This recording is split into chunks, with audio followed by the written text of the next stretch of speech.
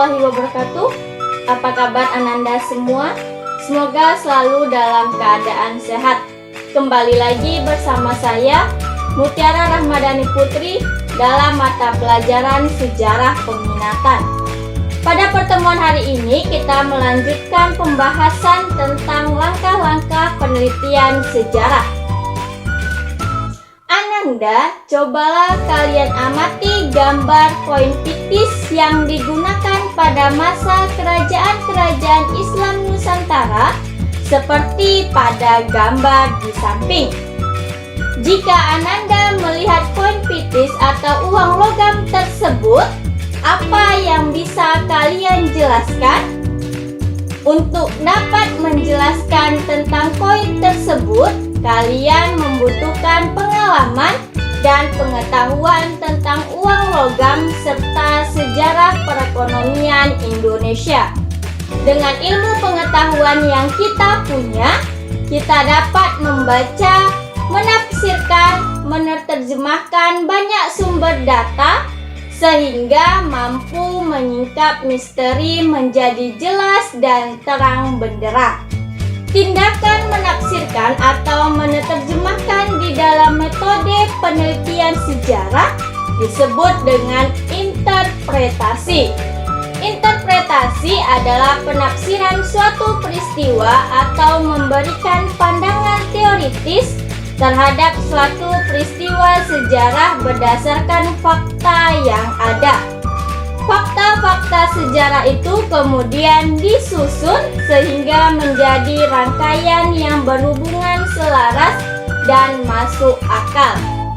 Ada dua macam interpretasi, yaitu yang pertama, interpretasi analitis, yaitu menguraikan semua sumber yang ada, menganalisis beberapa kemungkinan yang terkandung dalam suatu sumber sejarah.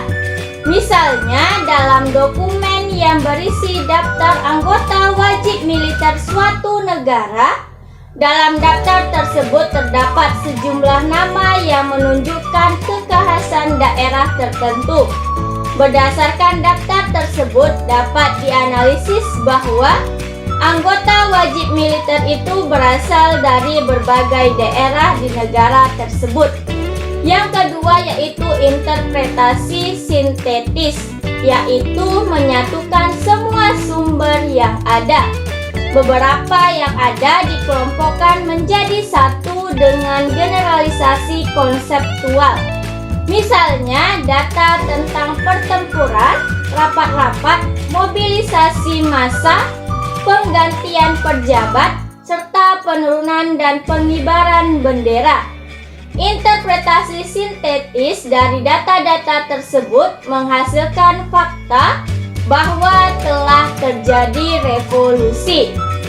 Proses interpretasi dan penyusunan fakta bersifat selektif karena tidak mungkin semua fakta dimasukkan ke dalam cerita. Fakta yang dipilih adalah fakta yang relevan dengan topik penelitian. Interpretasi terhadap fakta sering menyebabkan perbedaan dalam penulisan sejarah. Sebab pada tahap ini muncul subjektivitas. Perbedaan interpretasi sering disebabkan oleh yang pertama, adanya pandangan yang berbeda di kalangan sejarawan. Yang kedua, wawasan atau pengetahuan yang terbatas. Yang ketiga, ketertarikan yang berbeda. Yang keempat, perbedaan ideologi. Yang kelima, perbedaan kepentingan kelompok. Yang keenam, latar belakang sosial yang berbeda.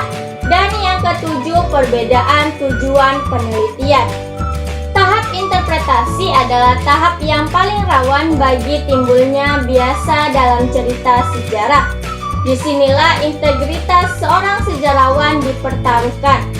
Guna menghasilkan interpretasi yang baik, ada beberapa hal yang harus dimiliki oleh seorang peneliti, antara lain keterampilan dalam membaca sumber.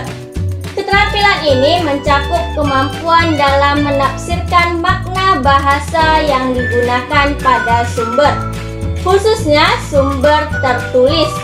Misalnya, dokumen yang digunakan berbahasa Jawa kuno atau berbahasa Belanda. Untuk dapat menginterpretasi isi dokumen itu, seorang peneliti harus mengetahui struktur bahasa Jawa kuno dan struktur bahasa Belanda. Karena struktur bahasa pada masing-masing bahasa mempunyai karakter tersendiri. Nah, itulah penjelasan materi kita hari ini. Semoga kamu dapat memahaminya dengan baik dan dapat membantu kalian belajar di rumah. Wassalamualaikum warahmatullahi wabarakatuh.